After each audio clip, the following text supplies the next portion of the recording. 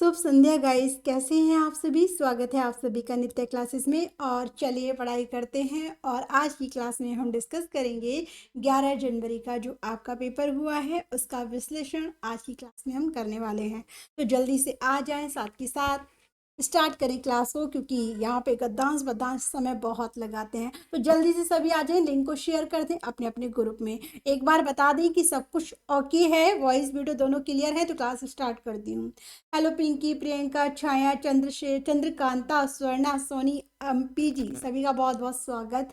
Hello Manju Rani, good evening. तो good evening guys, चलिए start करते हैं क्लास। और क्लास में सबसे पहले मिलने वाला है आपको गद्यांश। तो गद्यांश को अच्छे से समझिए, फिर आंसर दें। बेस्ट ऑफ लक, गलती मत कीजिएगा बिल्कुल भी। ओके, चलिए। तो गद्यांश आपके सामने क्या है, देखिए। कुछ मेरे जो साथी हैं वो बोल रहे हैं कि मैम आप सिर्फ सामने गद्यांश रखिए, आप पढ़िए मत, 5 मिनट का टाइम दीजिए और हम फिर आंसर निकालेंगे। तो उसमें कहीं ना कहीं आपको दिक्कत होगी, क्योंकि जब तक मैं नहीं पढ़ूंगी तो आपको नहीं समझ में आएगा। तो देख लेते हैं, ठीक है। असल और बनावटी में अंतर। देखिए, दिलाने के कारण सेवाएं या कुछ भी देने के लिए सुपात्र का चयन आजकल चुनौतीपूर्ण है। इसके लिए विशेष सूझबूझ और विवेकशीलता आवश्यक है। उपलब्धि या सफलता स्वयं में लक्ष्य नहीं हो सकती, बल्कि व्यक्ति के सतत निवेशों का स्वाभाविक प्रतिफल होती है। मन और निष्ठा से निष्पादित कार्य में व्यक्ति के देखिएगा, मन और निष्ठा से निष्पादित कार्य में व्यक्ति के समूचे कौशल प्रयुक्त होते हैं और उसमें समाज को देने का भाव प्रधान रहता है। लेन देन में निष्ठा का नियम आशीर्वाद के आदान प्रदान में भी लागू होता है।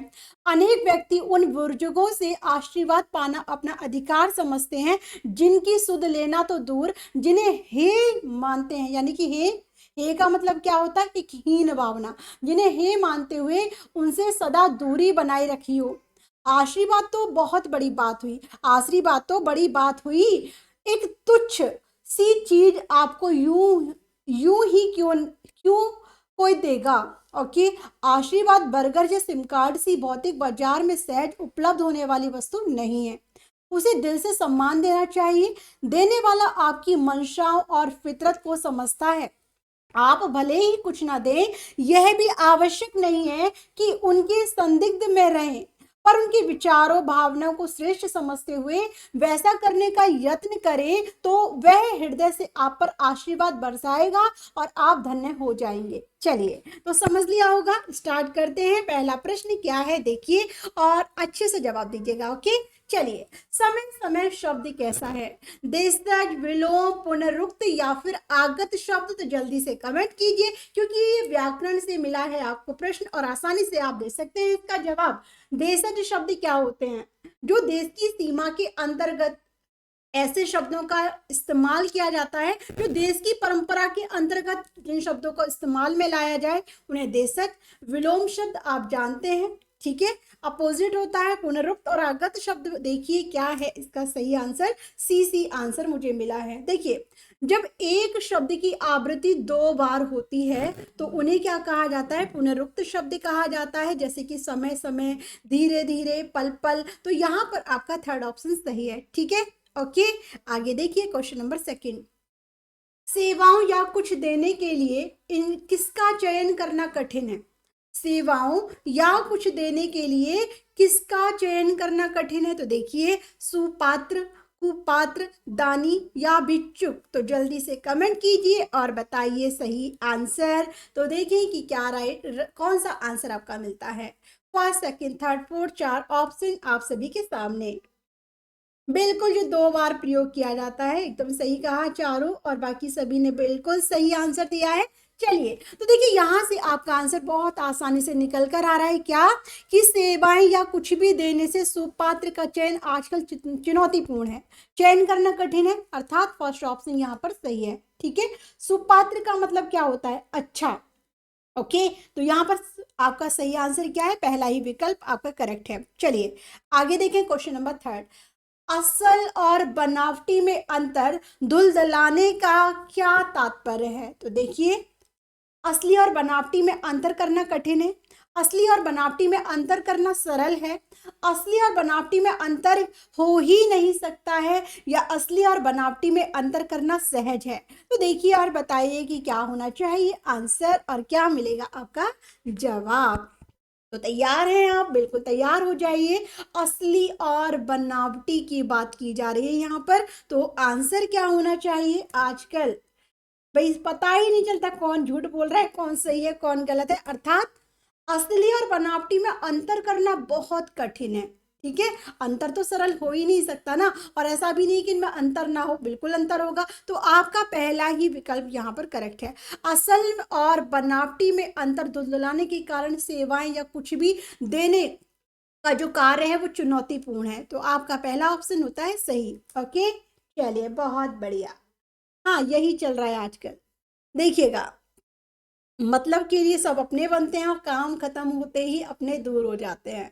ठीक है, देखिए, निम्नलिखित में से कौन सी वस्तु बाजार से नहीं खरीदी जा सकती। सिम कार्ड, मोबाइल, बर्गर या आशीर्वाद। तो जल्दी से कमेंट कीजिए और मिलेगा जवाब। मुझे पता है कि यहाँ तो बिल्कुल सबको पता है, भाई बाजार से हम सिम कार्ड भी खरीद सकते हैं, मोबाइल भी, बर्गर भी, लेकिन आशीर्वाद हमें बाजार से नहीं खरीदा जा सकता है। ठीक है, सुकून हमें बाजार से नहीं खरीद सकते हैं। तो ये सब चीजें ऐसी हैं कि यहाँ पर अपनों की और प्रेम की बहुत आवश्यकता होती है। तो यहाँ पर आपका राइट आंसर फोर्थ ऑप्शन हो जाएगा, जैसा कि आप सभी देंगे भी। बिल्कुल डी ऑप्शन यहाँ पर सही आंसर है। शाबाश, बहुत अच्छे सोनी। सोनी तो बड़े शोर शोर मतलब जोर शोर से बोल रही है कि डी होगा। चलिए आगे देखिए, तो क्वेश्चन नंबर आपके सामने आता है क्या, फिफ्थ। और देखिए, गद्यांश के अनुसार व्यक्ति में समग्र कौशल किसमें प्रयुक्त होते हैं। तो मन और निष्ठा से किए गए कार्य में, केवल मन से किए गए कार्य में, केवल निष्ठा से किए गए कार्य में, या फिर बेमन से किए गए कार्य में। तो देखिए और आंसर दीजिए, क्या होगा इस प्रश्न का सही आंसर और क्या देंगे आप जवाब। तो जल्दी से बताइएगा आंसर। देखिए कि क्या आंसर मिलता है आप सभी का। तो भाई समग्र कौशल किसमें प्रयुक्त होते हैं ये आपसे पूछा गया है। तो आप सभी जानते हैं कि जो कार्य अपनी मन से और निष्ठा से किया गया हो, जिसमें किसी भी प्रकार का स्वार्थ ना हो, तो आप उस कार्य में क्या है, ऐसे समग्र कौशल में प्रयुक्त होते हैं। तो गद्यांश के अनुसार व्यक्ति के समग्र कौशल किसमें प्रयुक्त किए जाते हैं, पहला ऑप्शन यहाँ पर सही होगा। ओके, अब देखिए यहाँ से आपका आंसर निकल कर आता है। ओके, तो आपका राइट आंसर फर्स्ट ऑप्शन हो जाएगा। क्लियर है, एक बार बता दें। ओके, चलिए आगे देखिएगा।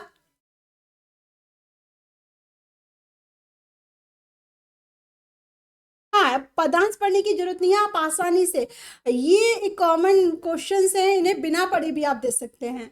देखिए, मन और पूर्ण निष्ठा से किए गए कार्य में कौन सा भाव मतलब प्रमुख माना जाता है, परमार्थ का, स्वार्थ का, भक्ति का या स्वहित का।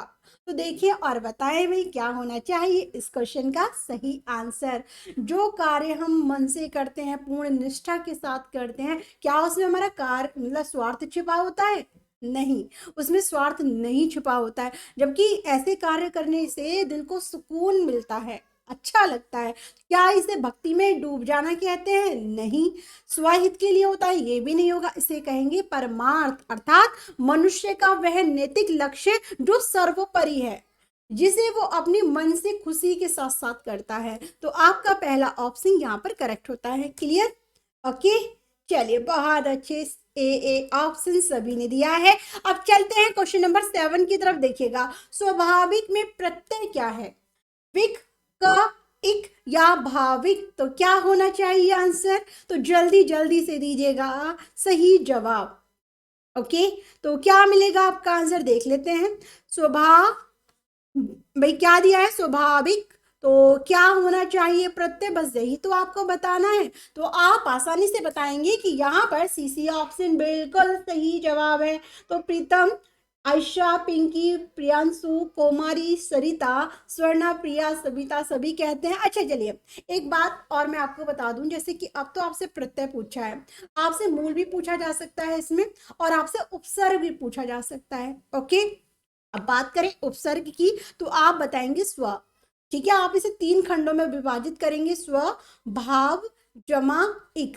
ओके, अब देखिए स्व क्या हुआ, इसमें उपसर्ग हुआ, भाव क्या हुआ, इसमें मूल हुआ, और इक क्या हुआ, इसमें प्रत्यय हुआ। तो आपसे कैसे भी पूछा जा सकता है, तो आपको सभी तरीके पता होना चाहिए। मूल किसे कहते हैं, स्व मतलब उपसर्ग, प्रत्यय तो आप जानते ही हैं। तो यहाँ पर आपका थर्ड ऑप्शन होगा, क्योंकि प्रत्यय के बारे में पूछा है, तो सी आंसर इसका करेक्ट है। ओके, चले आगे। बहुत अच्छे, आगे देखिएगा। अब है आपके सामने क्वेश्चन 8, और देखिए, उपलब्धि या सफलता व्यक्ति के सतत निवेशों का स्वाभाविक प्रतिफल होती है का क्या तात्पर्य है। व्यक्ति द्वारा धन निवेश करके उपलब्धि तथा सफलता प्राप्त होती है। व्यक्ति द्वारा किए गए निरंतर प्रयासों से उपलब्धि या सफलता प्राप्त होती है। व्यक्ति द्वारा किए गए निरंतर प्रयासों से सफलता या उपलब्धि प्राप्त नहीं होती है, या व्यक्ति द्वारा प्रयास न किए जाने के बावजूद उपलब्धि या सफलता अवश्य प्राप्त होती है। तो क्या होना चाहिए, यहाँ पे गद्यांश की भी जरूरत नहीं है, आप आसानी से बता सकते हैं। देखिए, व्यक्ति धन निवेश करके उपलब्धि तथा सफलता प्राप्त कर सकता है। भाई, धन से उपलब्ध मतलब सफलता तो प्राप्त हो जाएगी, लेकिन मान सम्मान आपको धन से पूरा नहीं मिल पाता है। उसमें आपको समर्पित करना होता है, दूसरों के प्रति दया भाव की भावना को बनाए रखना होता है। तो आपका राइट आंसर फर्स्ट ऑप्शन नहीं होगा। व्यक्ति द्वारा किए गए निरंतर प्रयासों से उपलब्धि या सफलता प्राप्त होती है, बिल्कुल। यदि आपको लक्ष्य हासिल करना है, सफलता प्राप्त करनी है, तो निरंतर आपको प्रयास करने बहुत जरूरी है। तो यहाँ पर आपका सेकेंड ऑप्शन सही होता है। और देख लेते हैं कि आप सभी के आंसर क्या है। बिल्कुल लॉक किया है चारू, इसमें कोई भी डाउट नहीं है, आसानी से आप करेंगे। ठीक है, हाँ, इतना इजी आएगा तो आप तो फतेह हासिल करेंगे ना, तो बिल्कुल वही करना है। तो गद्यांश पदांश से फ्री के नंबर मिलते हैं, इतना आप भी जानते हैं। ठीक है, बस थोड़ा सा समझने का है कि किस क्या पूछ रहा है और क्या आंसर में देना चाहिए। तो आपका थर्ड और फोर्थ तो होगा नहीं। अब देखिए आगे क्वेश्चन मिलता है, 9वां क्वेश्चन। सफलता शब्द क्या है, संज्ञा, सर्वनाम, विशेषण या क्रिया। तो देखिए, क्योंकि सभी ने पढ़े हैं विकारी शब्द, और विकारी से ही आपसे पूछा है, तो जल्दी से बताइएगा सफलता शब्द कैसा है। तो तैयार हैं आप, बिल्कुल तैयार हो जाइए, और यहाँ पर गलती मत कीजिएगा, क्योंकि संज्ञा, सर्वनाम, विशेषण, क्रिया, ये चारों के चारों ही आपके विकारी शब्द हैं। ठीक है, तो यहाँ पर बड़े बड़े धांसू धांसू आंसर, सी ऑप्शन, क्या बात है, सभी ने सी आंसर दिया है। तो क्या किया जाए, क्या किया जाए एमपी। देखिए, सफलता समझिएगा जो मैं आपको बताने चाह रही हूँ। ओके, यहाँ पर क्या दिया, सफलता। यदि आप देखें तो सफलता में सबसे पहले यहाँ पे संज्ञा दिया है। ओके, संज्ञा को आप देखते हैं तो मुख्य रूप से 3 प्रकार की होती है, व्यक्तिवाचक, जातिवाचक और भाववाचक। भाववाचक की पहचान कैसे करते हैं आप, भाववाचक में किसी भाव, गुण, दोष, दशा आदि का बोध कराया जाता है। साथ के साथ एक पहचान और याद रखिएगा कि भाववाचक संज्ञा को प्रत्यय के आधार पर भी हम पहचान करते हैं, जैसे सफल जमा ता, तो ता क्या है, इसमें प्रत्यय, और यहाँ पे राइट आंसर आपका फर्स्ट ऑप्शन होगा, इसमें भाववाचक संज्ञा का प्रयोग हुआ है। ठीक है भाई, मनुष्य सफलता प्राप्त करना चाहता है, ये हमारे भाव है। और राहुल, या कह सकते हैं कि स्वर्णा सफल हुई, ये उसकी विशेषता है। तो आपके सामने शब्द होगा सफल, तो ये है आपका विशेषण। और यदि आप बात करें सफलता, तो वो होगा आपका भाववाचक संज्ञा। तो सभी का आंसर गलत है, सी ऑप्शन नहीं होगा, राइट आंसर है फर्स्ट ऑप्शन। क्लियर, ओके, चलिए। तो यहाँ पर जो शब्द संज्ञा या सर्वनाम के स्थान पर स्थान पर प्रयोग नहीं किए जाते हैं चारू, जो शब्द संज्ञा सर्वनाम की विशेषता को दर्शाते हैं, उन्हें विशेषण कहा जाता है। ओके, समझ में आया। और एक बात विशेष, यदि हम बात करें भाववाचक संज्ञा की, तो भाववाचक संज्ञा में आपको प्रत्यय के आधार पे भी अपना आंसर निकाल लेना है। सफलता, में प्रत्यय बुढ़ापा, आपा लगा हुआ है, तो यहाँ पर आप आसानी से अपना आंसर निकाल सकते हैं। ओके, हाँ, संज्ञा में आता है, बिल्कुल भाववाचक संज्ञा में आएगा।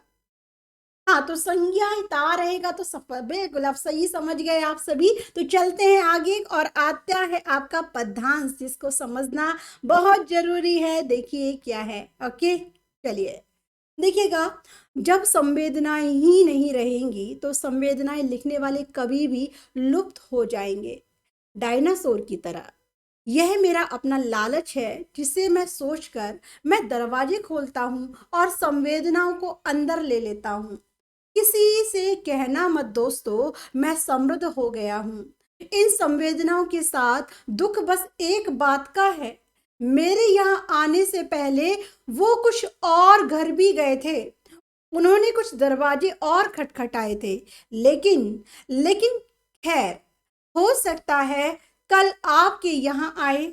आप इन्हें वापस मत जाने देना, घर के अंदर ले लेना और समृद्ध हो जाना इन संवेदनाओं के साथ। तो क्या सिखाता है ये पद्यांश?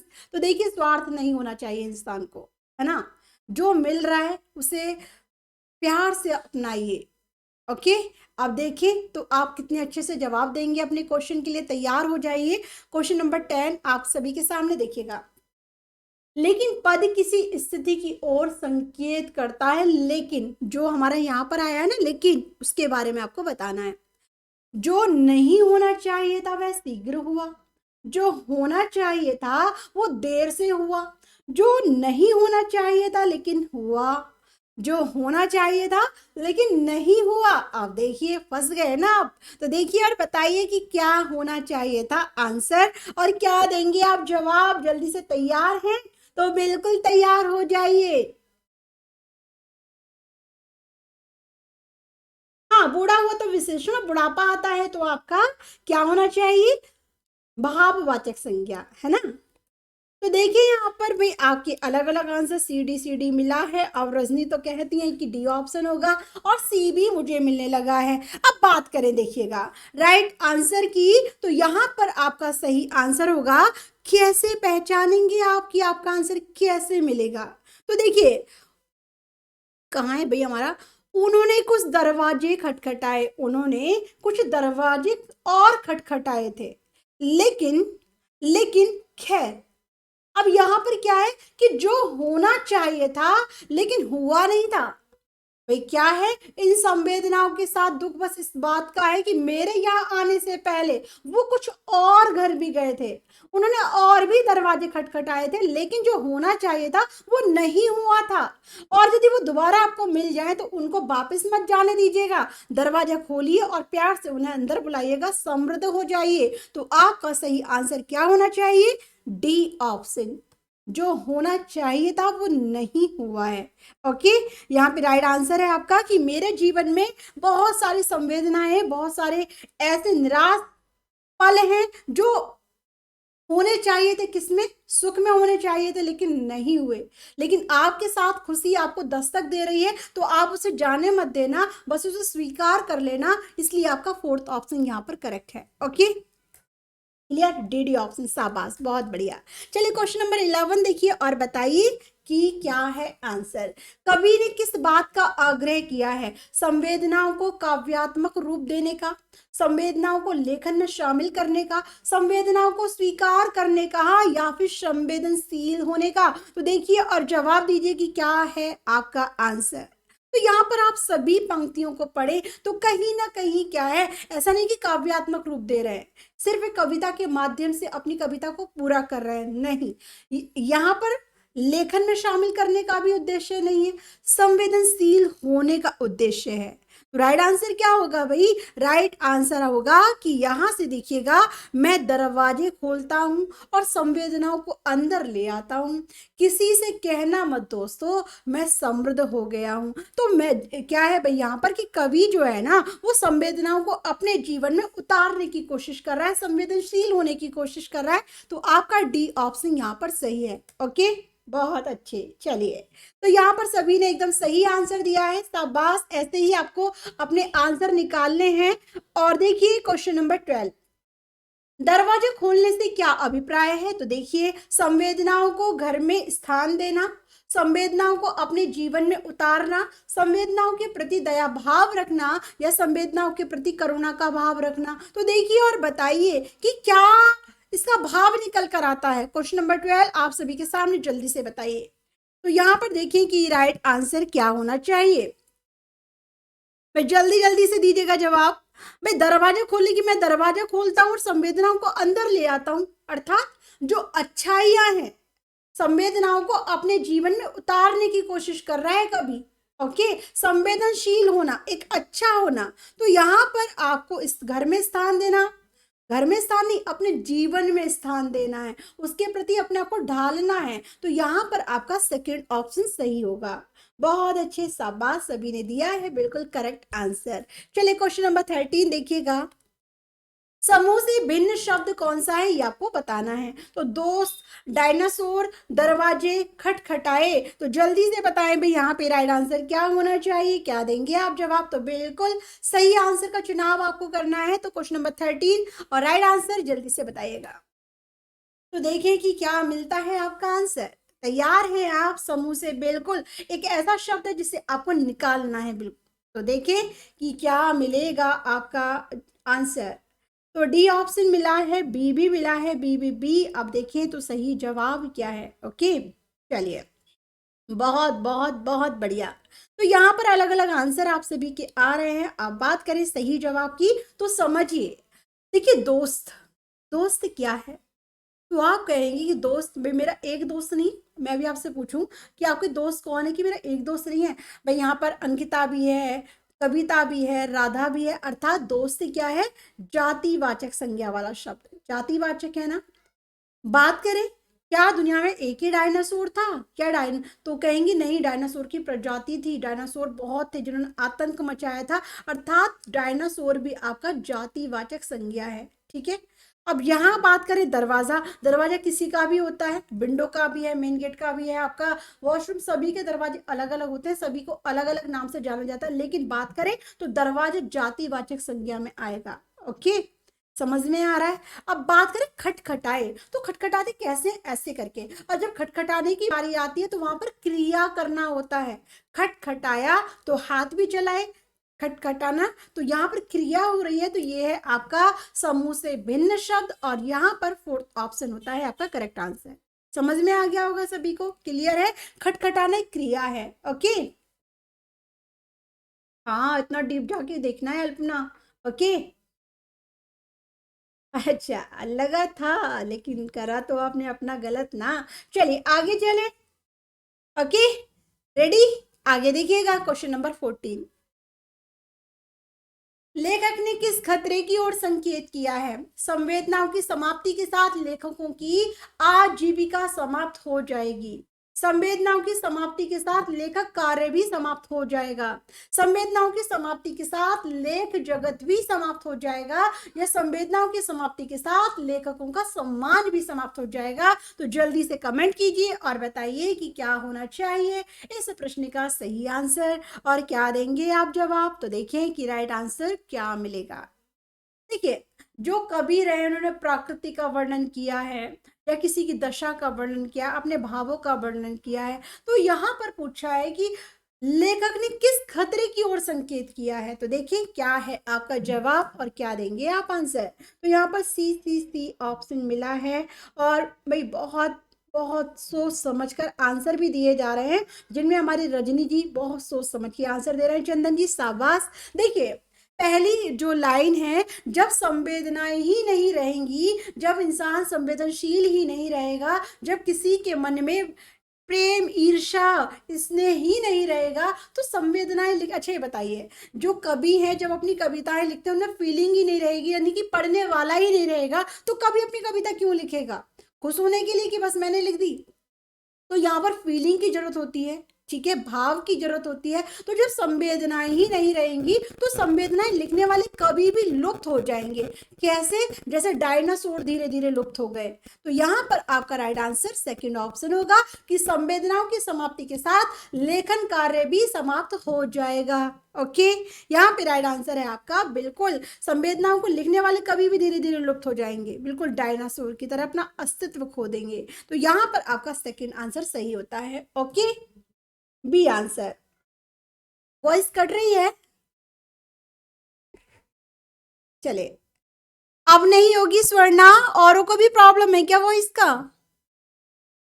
मैं थोड़ा सा लाइक भी कर दिया करें, कहते नहीं तो आप सुनते भी नहीं है, थोड़ा हमें भी तो अच्छा लगे ना। लाइक में बस मन मन नहीं करता, पता नहीं क्यों नहीं आप सभी का। चलिए क्वेश्चन नंबर 25 देखिए। संवेदनशील व्यक्तित्व होने का भाव किस शब्द से अभिव्यक्त होता है? लालची होने का, समृद्ध होने का, घर जाना या फिर डायनासोर होना। तो आप आसानी से बता सकते हैं आंसर। संवेदनशील की बात की है तो यहाँ पर देखिएगा भाई क्या होना चाहिए। देखिए, मैं दरवाजा खोलता हूँ और संवेदना को अंदर ले लेता हूँ। किसी से मत कहना दोस्तों मैं समृद्ध हो गया हूँ। अर्थात संवेदनशील व्यक्ति को जो व्यक्तित्व जो होता है ना, संवेदनशील व्यक्ति का जो व्यक्तित्व होता है वो हमेशा समृद्ध होता है, बहुत विशाल होता है। इसके अंदर सभी को समर्पित करने वाला हृदय होता है। वो किसी के साथ ईर्ष्या जलन की भावना नहीं रखता है। तो आपका राइट आंसर क्या होना चाहिए? Second option. क्लियर? ओके, बहुत बढ़िया। चलिए, हाँ डायनासोर सही कहा, शाबाश स्वर्णा। चलिए, तो क्लियर है, सभी को समझ में आया। तो हमारे गद्यांश पद्यांश होते हैं कंप्लीट। अब बात करते हैं भाई क्या पेडागोगी के क्वेश्चन, बड़े धांसू वाले क्वेश्चन है आज के। तो देखिए कैसे कैसे क्वेश्चन आपको मिलते हैं, घुमाने वाले क्वेश्चन। चलिए देखिए, क्वेश्चन नंबर 16। कक्षा 8th की शिक्षिका अपने शिक्षार्थियों को पाठ पढ़ने के अनुवृत्ति कार्य के रूप में क्रम से कहानी की घटनाओं तथा विचारों को लिखने के लिए कहती है। वह क्या कर रही है? तो देखिए, अपने शिक्षार्थियों को उप विषय वस्तु के निर्माण के लिए कह रही है, अपने शिक्षार्थियों को कहानी दोबारा पढ़ने के लिए कह रही है, उनके लेखन कौशल को पुनर्बलन देने की बात कर रही है, या फिर उनके कौशल को याद करने को बढ़ावा दे रही है। तो देखिए और बताइए कि क्या होना चाहिए इस क्वेश्चन का आंसर। तो क्या देंगे आप जवाब?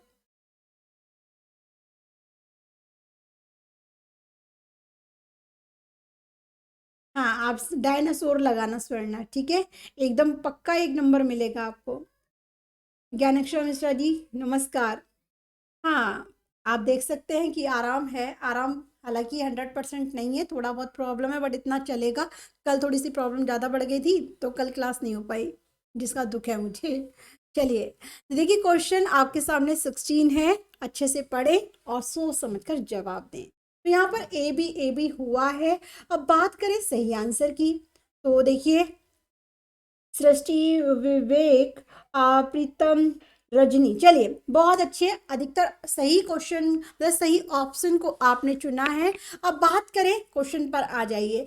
कक्षा 8th की शिक्षिका अपने शिक्षार्थियों को पाठ पढ़ने की अनुवृत्ति, अनुवृत्ति का मतलब क्या होता है? अनुसरण करना। ओके, अनुवृत्ति कार्य के रूप में क्रम से कहानी की घटनाओं तथा विचारों को लिखने के लिए कहती है। एक क्रम से कहानी अलग अलग भागों में बटी हुई है और उसे कह दिया जाए कि बच्चों इसे अनुसरण करो, पहले अच्छे से देखो, फिर इस कहानी को एक सटीक क्रम में लगाओ। ओके, और उसमें बच्चे अपने विचारों को भी रखेंगे। जैसे चित्र होते हैं ना, चित्रों को देखकर आप लगाते हो कि इसने पहला मतलब चित्र दे दिया और उसमें कहा कि घटना का वर्णन आपको करना है चित्रों को देखकर, तो आप संख्या अपने मतलब स्वयं की सोच पर बताते हैं कि इसमें पहले स्टेप ये होना चाहिए, सेकंड पे ये होना चाहिए, ऐसे ही होता है ना। तो यहाँ पे राइट आंसर क्या होगा कि अपने शिक्षार्थियों को उप विषय वस्तु के निर्माण के लिए कह रही है। ओके, तो राइट आंसर यहाँ पर होगा क्या कि राइट आंसर यहाँ पर होगा आपका फर्स्ट ऑप्शन। समझ में आया? ओके, अनुसरण करने के लिए यानी कि सोच समझकर उसका जवाब देने के लिए कह रही है, तो आपका फर्स्ट ऑप्शन यहाँ पर सही हो जाएगा। Okay, clear?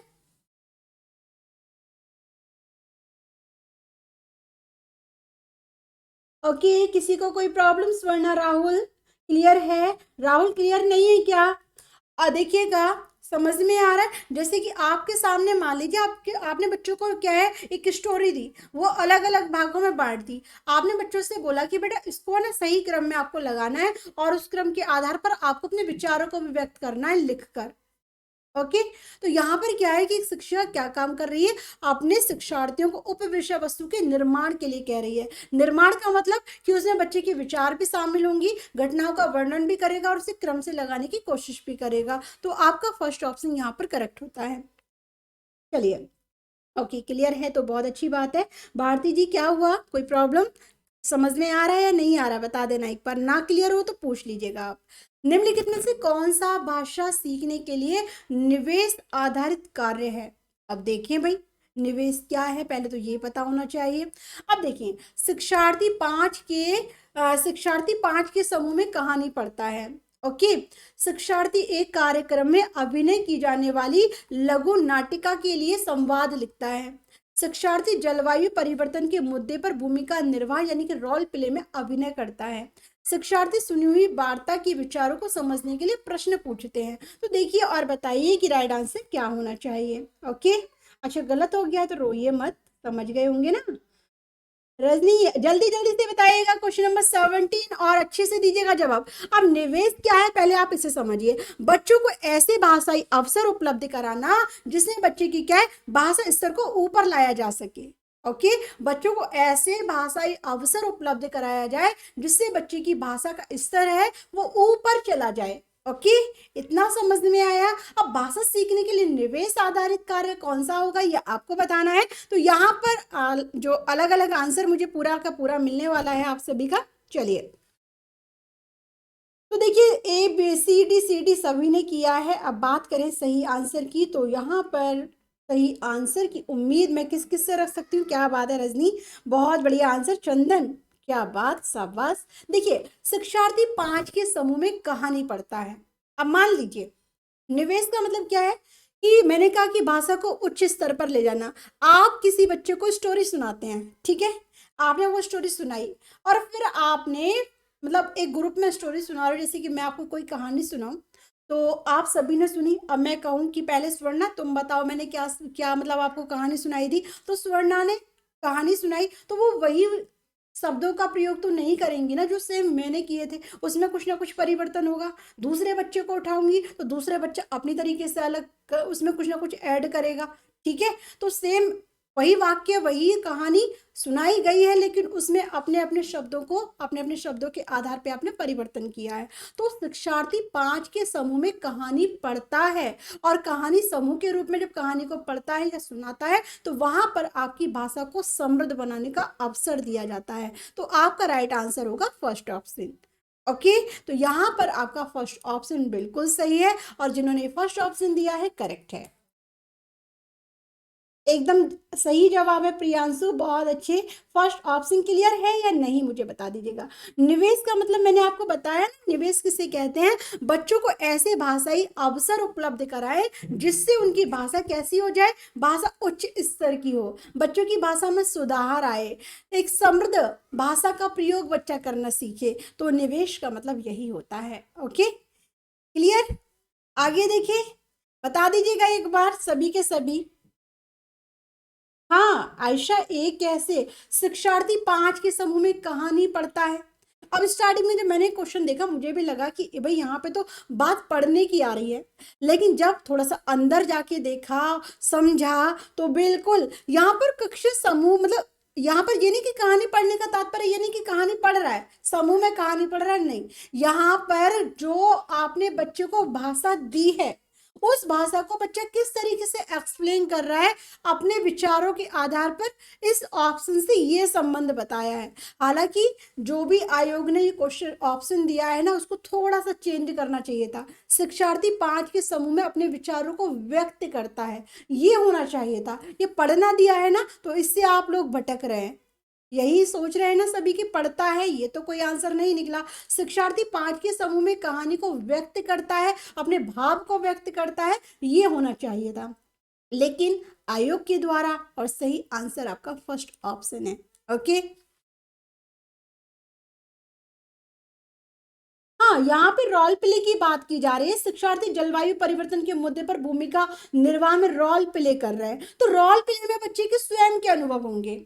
भाई एक जलवायु परिवर्तन के लिए आप बच्चों को रोल प्ले कराने की मतलब रोल प्ले के लिए आपने खड़ा कर दिया, बच्चा भूमिका निर्वाह कर रहा है, तो वहां पर क्या होता है कि बच्चे को जो भी भाई पहले से दिया जाता है ना कि आपको ये बोलना है, तो बच्चा उसको बार बार रिपीट करता है, उसे सीखता है, याद करता है, तब जाकर रोल प्ले करते हैं। जैसे कि आपने फिल्में देखी होंगी, डायलॉग्स पहले से ही वो तैयार करते हैं, लेकिन यहाँ पे डायलॉग्स तैयार नहीं किए जा रहे हैं, यहाँ पर एक बस सामान्य तरीके से कहानी को रखा है और बच्चों से पूछा है कि बताओ इस कहानी में क्या सीखा है और इस कहानी को आप सबके सामने दोबारा से सुनाओ।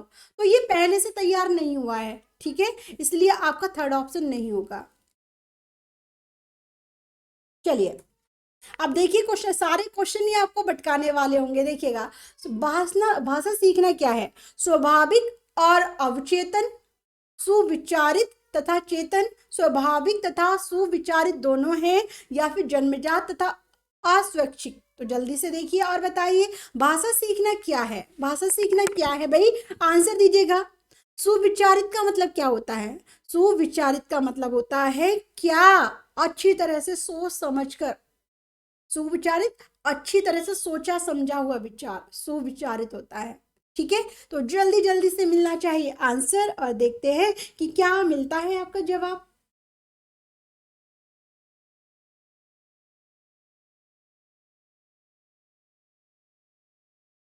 हाँ बिल्कुल राजीव, देखिए यहाँ पर बीबी ऑप्शन दिया है, शाबाश।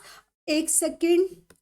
हम्म, तो यहाँ पर देखिए अवचेतन तो हो ही नहीं सकता ना, चेतन रूप में ही सीखता है बच्चा। भाई हम भी भाई चेतन होंगे, उसके प्रति सतर्क होंगे, सीखेंगे, इच्छा को जागृत करेंगे, तभी तो हम भाषा को अच्छा बना पाते हैं। तो यहाँ पर आपका राइट आंसर क्या हो जाएगा? सेकंड ऑप्शन, सुविचारित तथा चेतन। किसी को कोई भी लग रहा है दिक्कत तो बता दीजिए, चेतन का मतलब क्या होता है? सचेत होना, ओके, जिज्ञासु होना सीखने के लिए। तो यहाँ पर आपका सेकंड ऑप्शन बिल्कुल सही। जैसे बच्चे, छोटे छोटे बच्चे जिज्ञासु होते हैं ना, जैसा आपने बोला वैसा ही रिपीट करने की कोशिश करते हैं, है ना। आपने कह दिया कि भाई ये क्या है, चिड़िया है इसका नाम, तो बच्चा चिड़िया ही बोलेगा, होता है ना। तो यहाँ पर सचेत होना बहुत जरूरी है, तो आपका सेकंड ऑप्शन यहाँ पर करेक्ट है।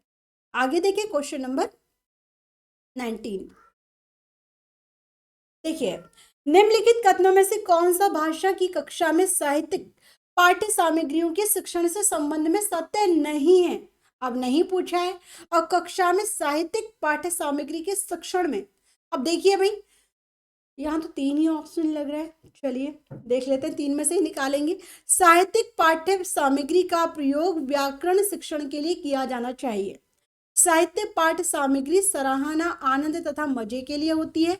साहित्य पाठ्य सामग्री समालोचनात्मक चिंतन का विकास करती है, समालोचनात्मक चिंतन का विकास करती है। कौन सा सही नहीं है?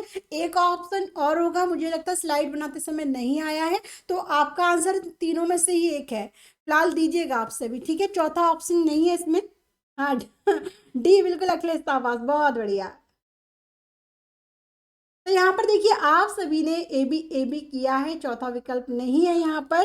तो आप जानते हैं भाई क्या, क्वेश्चन नंबर, साहित्य पाठन सामग्री कैसी होती है? कक्षा कक्ष में हम साहित्य के विभिन्न रूप दर्शाते हैं, किसके माध्यम से? कविता के माध्यम से, कहानी के माध्यम से, नाटक के माध्यम से, एकांकी के माध्यम से, है ना। जीवनी ये सब किस में आते हैं? आपके साहित्य में तो आते हैं। क्या भाई यहाँ पर पूछा है कि साहित्य पाठ सामग्री का प्रयोग व्याकरण शिक्षण के लिए किया जाना चाहिए, जरूरी थोड़ी है भाई, इसमें बहुत कुछ, इसका जो साहित्य है ना उसका छोर नहीं है, बहुत विशाल है ये, तो इसका प्रयोग व्याकरण शिक्षण के लिए किया जाना चाहिए, ये सत्य नहीं है, क्योंकि इसका एक अलग ही उद्देश्य होता है जिसमें साहित्य और व्याकरण दोनों को शामिल किया है। तो आपका फर्स्ट ऑप्शन, साहित्य पाठ सामग्री सराहना तथा आनंद मजे के लिए होता है, बिल्कुल। जब हम रस पढ़ते हैं तो उसमें आनंद की अनुभूति आती है, अलंकार पढ़ते हैं, छंद पढ़ते हैं, ये सब क्या है, इसमें हम मजे मजे से सीखने की कोशिश करते हैं। साहित्यिक पाठ सामग्री समालोचनात्मक चिंतन का विकास करते हैं, बिल्कुल। बच्चा इच्छा इच्छा प्रदर्शित करता है, सीखने के लिए प्रेरित होता है, स्वयं चिंतन करता है, तो आपका तीसरा ऑप्शन भी यहाँ पर करेक्ट है। क्लियर हुआ? फर्स्ट ऑप्शन यहाँ पर बिल्कुल सही, और किसी को डाउट हो तो तुरंत पूछिए, ओके। हाँ, रॉन्ग पूछा है ना प्रियांशु, भाई आप ना यही तो गलती करते हैं कि आप क्वेश्चन को सही से नहीं पढ़ते हैं, और जब क्वेश्चन को नहीं पढ़ेंगे तो धोखा देगा क्वेश्चन आपको पूरी तरीके से। क्वेश्चन को पढ़िए, लास्ट तक पढ़िए कि कभी कोई ऐसा शब्द तो नहीं है जो हम नहीं पढ़ रहे, आप नहीं को नहीं देखते हो ना, तो आपका आंसर 100% गलत होना है। चलिए क्वेश्चन नंबर 20 देखिए, निम्नलिखित में से कौन सा क्षेत्रीय भाषा को परिभाषित करता है? क्षेत्रीय भाषा को, क्षेत्र में भाषा की बाक विशेषताएं, देश अथवा राज्य की भाषा, छात्र वो क्षेत्र की भाषा लिपि के साथ, या क्षेत्र की लिखित भाषा का साहित्य। तो जल्दी से कमेंट कीजिए और बताइए कि क्या होना चाहिए इस क्वेश्चन का आंसर। और आप जानते क्षेत्रीय भाषा कौन सी होती है? एक राज्य के क्षेत्र में बोली जाने वाली बोली, एक राज्य के क्षेत्रों में बोली जाने वाली बोली क्षेत्रीय भाषा कहलाती है। अब बात करें कि क्षेत्रीय भाषा को परिभाषित कैसे करना है, तो भाई मैंने आपको आंसर बता दिया कि क्षेत्र में भाषा की वाक विशेषताएं, वाक का मतलब क्या होता है? बोली, बोलना। तो यहाँ पर आपका राइट आंसर क्या होना चाहिए? बिल्कुल, भाषा और क्षेत्रीय दोनों का ही व्याकरण होता है, समझ लीजिएगा। लेकिन यह बात जरूरी है कि क्षेत्रीय जो भाषा होती है उसका एक अपना व्याकरण, यानी कि वो लिखित रूप में नहीं होता है, भाई क्षेत्रीय जो हमारी भाषा होती है वो लिखित रूप से नहीं होती है, लेकिन मौखिक रूप से आप उसको अपने शब्दों में डाल लेते हैं, आप बोल लेते हैं। तो यहाँ पे राइट आंसर क्या होना चाहिए भाई? क्या मिला है आपका जवाब? फर्स्ट फर्स्ट ऑप्शन, बहुत अच्छे। साफ क्लियर हुआ अखिलेश, प्रीति, अल्पना, समझ में आया? बी ऑप्शन रुनिता नहीं होगा, क्योंकि यहाँ देश अथवा राज्य की भाषा, भाई क्वेश्चन में क्षेत्र की भाषा पूछा है आपसे। क्षेत्र की भाषा को परिभाषित कैसे किया जा सकता है? एक राज्य के अंतर्गत, यानी कि क्षेत्र की समय सीमा के अंतर्गत बोली जाने वाली भाषा, अर्थात उस बोली को हम क्षेत्रीय भाषा के नाम से जानते हैं। तो यहाँ पर पहला ही ऑप्शन आपका करेक्ट है। ओके, कोई दिक्कत तो नहीं है? और देखिए क्षेत्र की भाषा लिपि के साथ, तो लिपि का एक अलग दायित्व होता है, लिपियों के अंतर्गत भाषा बनी है। ठीक है, जैसे देवनागरी लिपि के अंदर बहुत सारी भाषाएं समाई हुई हैं। तो आपका सी ऑप्शन भी नहीं होगा, और साहित्य की बात की है तो आपका डी भी नहीं होगा। ओके, चलिए अब देखिए क्वेश्चन नंबर 21 आप सभी के समक्ष आता हुआ, और आपको बताना है कि आंसर क्या होगा। निम्नलिखित में से कौन सा संकेत भाषा के संबंध में सत्य है? सत्य पूछा है। संकेत भाषा का व्याकरण नहीं है, संकेत भाषा का व्याकरण है। संकेत भाषा भाव भंगिमा का समूह है, या संसार भर के केवल एक ही संकेत भाषा का प्रयोग होता है? तो जल्दी से बताइएगा क्या होना चाहिए आंसर, और क्या देंगे आप जवाब। तो क्या मिलने वाला है, पहले मैं आपके आंसर पे जाती हूँ भाई। हाँ, मैं कराऊंगी बिल्कुल। आपकी ये जो प्राइमरी वाले हैं, यानी कि फर्स्ट आपकी कंप्लीट होने वाले 2 पेपर और बच्चे, उसके बाद में आपको क्या है सेकंड जो आपका पेपर है उसी के कराऊंगी, ठीक है, डेली। तो यहाँ पर देखिए सी सी ऑप्शन मिला है। अब देखिए सही जवाब क्या है, चलिए। तो यहाँ सी ऑप्शन जिन्होंने भी दिया है वो इतनी खुश मत हुई, क्योंकि गलत है। संकेत भाषा भाव भंगिमा का समूह कैसे? राइट आंसर बात करें कि भाषा के संबंध में, आपने देखा होगा भाषा के प्रकार, तो आप देखते हैं भाषा के प्रकार 3, मुख्य रूप से 2 होते हैं। मुख्य रूप से 2 होते हैं, याद रखिएगा। पहला कौन सा होता है? मौखिक। दूसरा कौन सा होता है? लिखित। और तीसरा कौन सा होता है? सांकेतिक। सांकेतिक भाषा कौन सी होती है? जिसमें इशारों से बच्चों को समझाया। समझ गए? चुप होने के लिए बोला और यहाँ से जाने के लिए बोला है, समझ में आया? तो संकेत भी भाषा का एक व्याकरण है, जिसके आधार पर हम 100% तो बच्चे को नहीं समझा सकते संकेत के माध्यम से, लेकिन इशारों के माध्यम से काफी कुछ व्यक्त किया जाता है। आंखों का चलना, सांकेतिक मतलब भाषा में आपकी बॉडी कार्य करती है, आपकी जो बोली है, आपका ये मुख शांत रहता है और आपके इशारे कार्य करते हैं। तो संकेत भाषा का व्याकरण है, क्योंकि ये व्याकरण में शामिल किया है। बात करें कुल में शामिल है, कुल पूछा जाए कि भाषा के कुल प्रकार तो 3 होते हैं, लेकिन बात करें मुख्य प्रकार की तो 2 होते हैं, मौखिक और लिखित, जिनका अपना एक रूप होता है, मतलब एक सार्थक रूप होता है। ठीक है, सांकेतिक एक इशारों वाली भाषा होती है, जिसका मतलब सार्थक रूप नहीं हो पाता पूरी तरीके से। तो यहाँ पर आपका राइट आंसर क्या होगा? Second option. समझ में आया है या नहीं आया है, एक बार मैं आपकी ऑप्शन दे वो कमेंट्स देख लेती हूँ। ठीक है, क्लियर है? अखिलेश, नमन और स्वर्णा मधु गुंजा बता दीजिएगा बी ऑप्शन बिल्कुल करेक्ट है। अब देखिएगा समझ में आ रहा है या नहीं आ रहा, पहले बताइए। आपने देखा है व्याकरण के अंतर्गत आपसे पूछा जाता है कि भाई बताइए भाषा के कितने प्रकार हैं, तो आप कितने बताते हैं भाई? एक तो मौखिक है, एक लिखित है, और एक है सांकेतिक। मौखिक को बोली कहते हैं, लिखित को लिपि कहते हैं, सांकेतिक वाली भाषा को इशारों वाली भाषा कहा जाता है। ओके, तो ये व्याकरण से जुड़ी हुई है, लेकिन मुख्य रूप से नहीं जुड़ी है। मुख्य रूप से सिर्फ 2 ही होती हैं आपकी, मौखिक और लिखित। ठीक है, हाँ बिल्कुल। देखिए संकेत भाषा भाव मतलब भंगिमा का मतलब क्या होता है कि संकेत वाली भाषा जो होती है सिर्फ आपके भाव, आपके इमोशंस से जुड़ी हुई है, और उसके अलावा मतलब एक समूह है जो इमोशंस पे ही आधारित है। तो क्या आपको लगता है कि संकेत सिर्फ इमोशंस पे आधारित होता है? बताइए मुझे। ये एक समूह नहीं है। भाव जब हम व्यक्त करते हैं तो उसमें आपने देखा होगा भाववाचक संज्ञा। तो भाव में सिर्फ क्या होता है कि आप किसी की दशा स्थिति, किसी के मतलब दशा के बारे में, किसी की स्थिति के बारे में, किसी के भाव गुण दोषों का व्यक्त करते हैं, इसलिए इसे समूह का नाम नहीं दे सकते हैं। तो यहाँ से भाव भंगिमा अर्थात आपके भावनाओं का एक समूह नहीं कह सकते संकेत सांकेतिक भाषा को, इसलिए आपका थर्ड ऑप्शन क्या है? गलत है। ओके, यहाँ पे समूह की बात की है वो गलत है आपका। चलिए आयशा क्लियर, अल्पना, कंचन, चलिए ओके। तो देखिए क्वेश्चन नंबर 22 बहुत ही धमाकेदार क्वेश्चन मिलेगा और यहाँ पे भी आपको थोड़ा सा दिक्कत होगा समझने में। दिक्कत कुछ कुछ भी नहीं, काफी बहुत अच्छे से आंसर भी देंगे मुझे। निम्नलिखित में से आप किसे प्रमाणिक सामग्री के रूप में स्वीकार नहीं करेंगे? प्रमाणिक सामग्री के रूप में पत्रकारिता से एक कार्टून, समाचार पत्र में एक विज्ञापन, पाठ्य पुस्तक लेखक द्वारा कोविड-19 पर लिखा निबंध या प्रसिद्ध लेखक प्रेमचंद्र के द्वारा लघु कथा। तो देखिए भाई क्या होना चाहिए इसका सही जवाब। अब देखिए तो यहाँ पे राइट आंसर क्या होगा, जल्दी से बता दीजिएगा मुझे। क्या बात है भाई, यहाँ तो बड़े अच्छे अच्छे से आंसर मिल रहा है। सभी ने सी ऑप्शन, ऐसा कैसे हो सकता है नमन? अच्छा सी ऑप्शन क्यों होगा मुझे बताइए। सी आंसर बहुत बढ़िया ही ना, बी ऑप्शन बताएं। अखिलेश कहते हैं मैं तो ए के साथ जाऊंगा। चलिए अब समझिए प्रमाणिक सामग्री किसे कहते हैं? शिक्षण के लिए अधिक रचनात्मक दृष्टिकोण प्रदान करती है प्रमाणिक सामग्री। रचनात्मक अर्थात आप उसे अलग अलग सिरे से प्रस्तुत कर सकते हैं।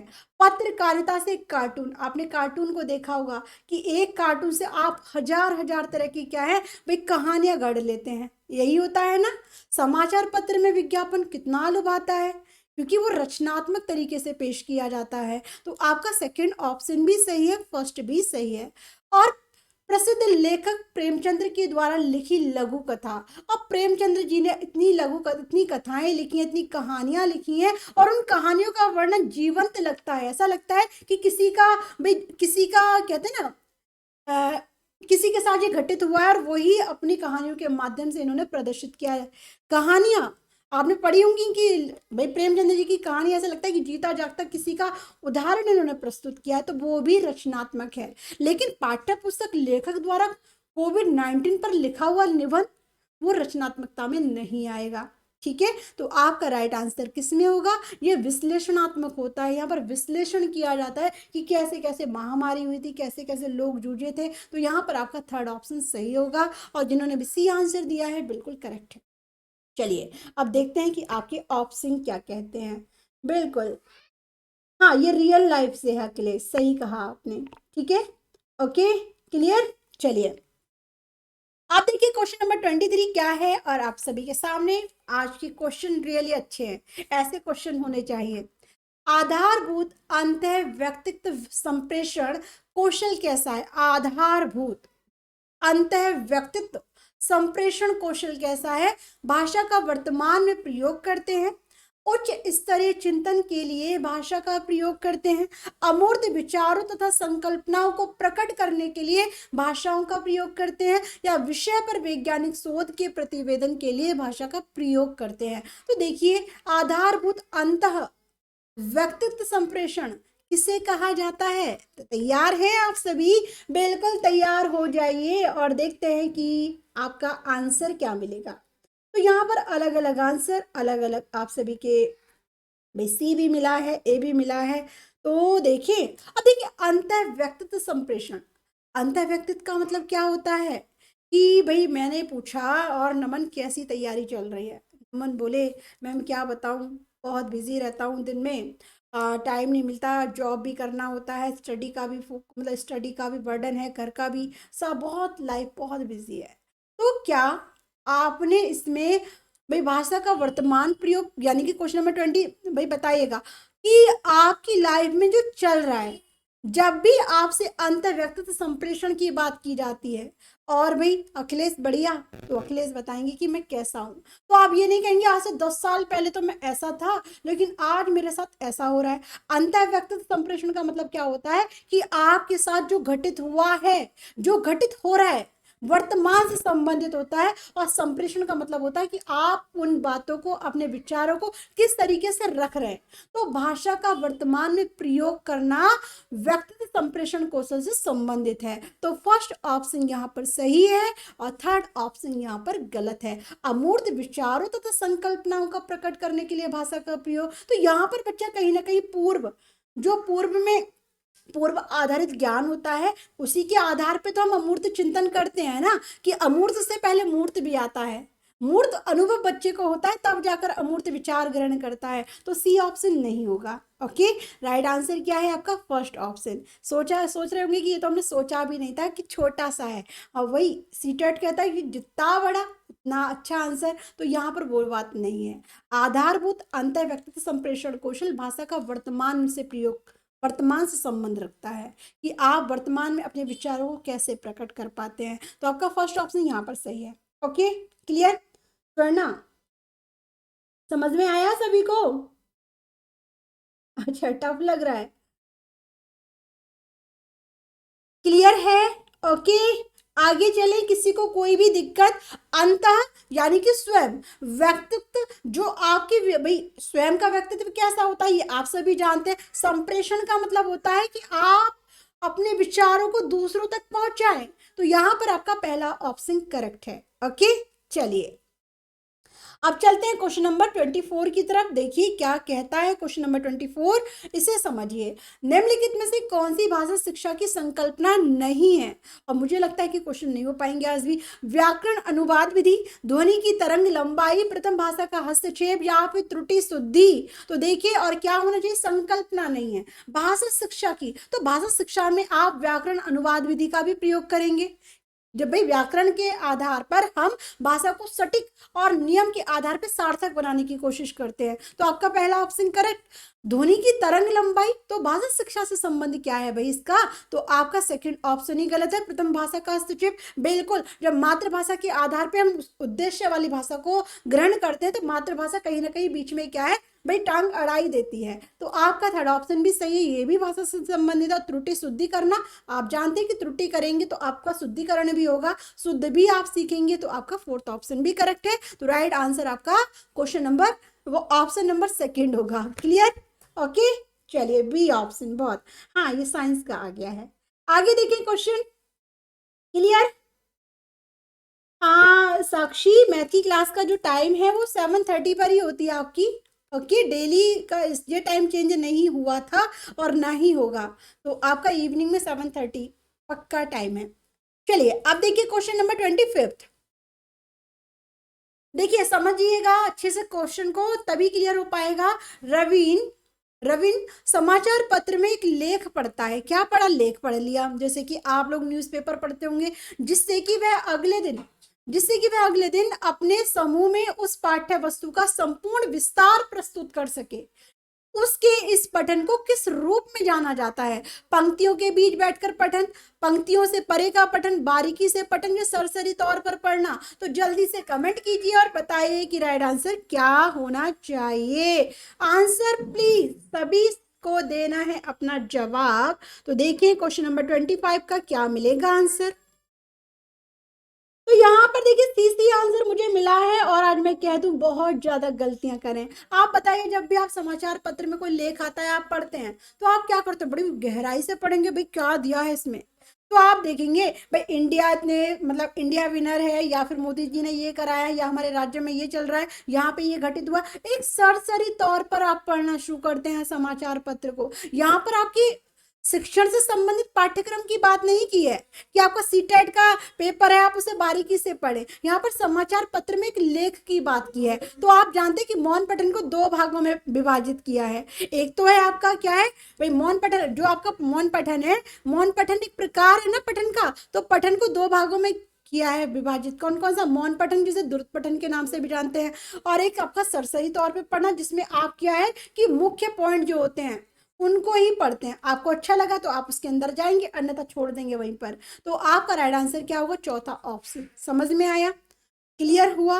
एक होता है द्रुत पठन और एक होता है गहन पठन। गहन पठन होता है हमारे शिक्षण से संबंधित, एक होता है द्रुत पठन जिसमें हम क्या है बस मुख्य मुख्य चीजें पढ़ते हैं, उसके बाद गहराई में उसमें नहीं डूबते। ओके, क्लियर हुआ? क्वेश्चन नंबर 25 का डी ऑप्शन यहाँ पर सही है। क्लियर? सब कुछ ओके है? कोई दिक्कत? चलिए, तो आज की क्लास में हमारे हो पाएंगे 25th क्वेश्चन, क्योंकि टाइम हो चुका है। ये टाइम मेरे लिए बहुत, देखिए ओनली 2 मिनट्स है, सर की क्लास सर वेट कर रहे हैं। तो जो 5 क्वेश्चन है उसके लिए आप बिल्कुल ये मत सोचिए नहीं कराऊंगी, तो कल की क्लास में उनको ऐड किया जाएगा। Okay okay okay. नहीं नहीं नहीं, यहाँ पर क्या है, रवि समाचार पत्र में एक लेख पढ़ता है और उस लेख के बारे में अपने समूह, मतलब दूसरे दिन जाकर अगले दिन समूह में विचार करता है। मान लीजिए आपने कोई लेख पढ़ा तो आप बोले कि भाई ऐसे समूह में जाके डिस्कस करेंगे कि इसमें दिया क्या है, आपने उसको बारीकी से नहीं पढ़ेंगे, चर्चा यहाँ पे कर रहा है समूह के रूप में, तो उस टाइम जब आप पढ़ेंगे वो सरसरी तौर पे पढ़ेंगे और जो उसका विश्लेषण होगा वो कब होगा, समूह में जाकर। तो यहाँ पर पूछा है कि जिससे कि वह अगले दिन समूह में जाकर उस पर चर्चा करे, अपने विचार करे, तो वहां पर उसने पढ़ा, सरसरी तौर पर बारीकी से नहीं पढ़ा है। तो आपका थर्ड ऑप्शन ना हो गया, फोर्थ ऑप्शन इसका करेक्ट आंसर है। और ज्यादा डिटेल में इस क्वेश्चन को मैं कल भी ले लेती हूँ, तो कल की क्लास में दोबारा बताती हूँ। ठीक है, thank you so much guys. जुड़ने के लिए, क्लास अच्छी लगी हो तो लाइक कीजिए, समझ में आया है, पहली बार जुड़े तो चैनल को सब्सक्राइब कर लीजिएगा। ओके, थैंक यू, मिलेंगे कल फिर से 5 बजे। Bye bye.